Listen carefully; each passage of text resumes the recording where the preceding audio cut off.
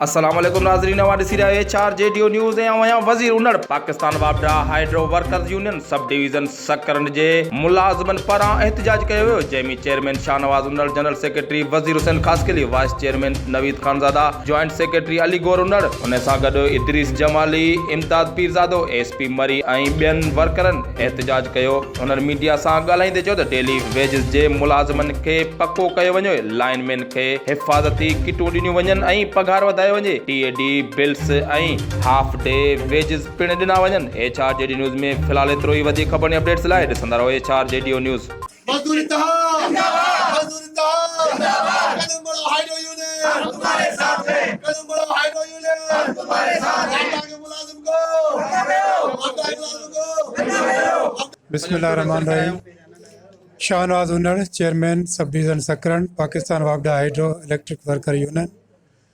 जीअं त असांजे मुलाज़िम खे असांजो ऑफिसर बि ईज़ाए थो, असांजो मुलाज़िम कम जे लिहाज़ खां निकिरे थो त पुलिस बि उनखे परेशान कयो आहे त भई कार्ड ॾेखारियो, केरु आहियो, केॾांहुं था वञो, छो था वञो।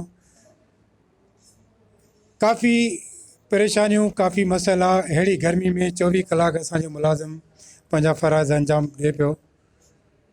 जीअं त ॿियनि डिपार्टमेंट खे मराहत मिलिया आहिनि, असांजा मराहत असांखां खसिया पिया वञनि।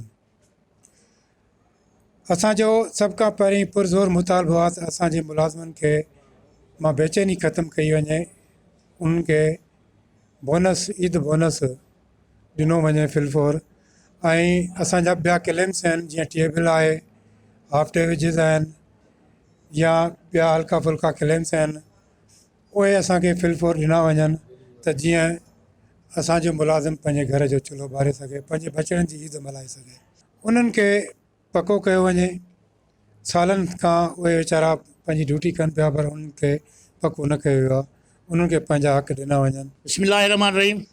वज़ीर हुसैन ख़ासकली, सेक्रेटरी जनरल पाकिस्तान वापडा hydro workers union sub division Sakran. जीअं त ही कोरोना जो कुदो जेका आहे बीमारी आहे, उन सां गॾु असांजा छोकिरा डे नाइट 24 कलाक पोल ते कमु करनि था, जेका ज़िंदगी मौत जो फ़ैसिलो कनि था, उनखे का बि मुरायत हिन वक़्तु न मिले। असां गुज़ारिश कंदासीं इसको चीफ खां, इंतिज़ामिया पाकिस्तान खां असांखे ईद बोनस, उन सां गॾु हाफ डे वेजिस ऐं जेके मुरातूं रहियल आहिनि उहे फोर फिलफोर ॾिनियूं वञनि, ऐं उन सां गॾु असांजो पघारूं वधायूं वञनि। ऐं ॿियो त असांजे जेके कॉन्ट्रेक्ट मुलाज़िम 7 साल खां वठी उहे रेगुलर न थिया आहिनि, बराए महिरबानी करे फ़ौरन रेगुलर कयो वञे ऐं जेके मुरातूं आहिनि असांखे फ़ौरन ॾिनियूं वञनि। जेका ईद आहे असांजा बचड़ा बि कनि, असांजा लेबर जा जेके उहिदेदार आहिनि या असां उहिदेदार आहियूं या असां अगरि असांजी लेबर आहे उनखे ॾिनी वञे, जेको ईद फ़ौरन करे वठनि। मां इन साहिब खे पुरज़ोर मुतालबो कंदुसि त इन ते फ़ौरी एक्शन वठे। अॼोको जेको असांजो एहतजाज मरकज़ी क़यादत साईं अब्दुल लतीफ़ निज़ामाणी जे हुकुम ते असां एहतजाज पंहिंजी सब डिवीज़न सकरन में रिकॉर्ड करायो आहे। असांजो जेको अॼु जो मुतालबो आहे, पहिरियों मुतालबो आहे डेली वेजिस मुलाज़िम जेके असांजा उन्हनि खे रेगुलर कयो वञे। ॿियो करोना ऐं लाइट जहिड़े लुकियल दुश्मन सां असांजा लाइन स्टाफ कमु करे थो। असांजो हक़ आहे त हिन ईद ते असांखे हिकु पघार बोनस ॾिनी वञे। ॿियो असांजो लाइन स्टाफ जेको कमु करे थो उनखे सेफ्टी मुहैया कई वञे। ये जेका लाइट ॿरे थी सा लाइन में जे रत ते ॿरे थी, बल्ब जेको बि हलाए थो, इन जे करे रमज़ान में असां लाइन में सुम्हे बि कोन थो, माना 24 कलाक कंप्लेन ते वेठो आहे। उन में असांखे हर साल बोनस मिलंदो आहे, टेबल मिलंदा आहिनि, जंहिंमें असां पंहिंजे बच्चनि जो गुज़र करे सघंदा आहियूं।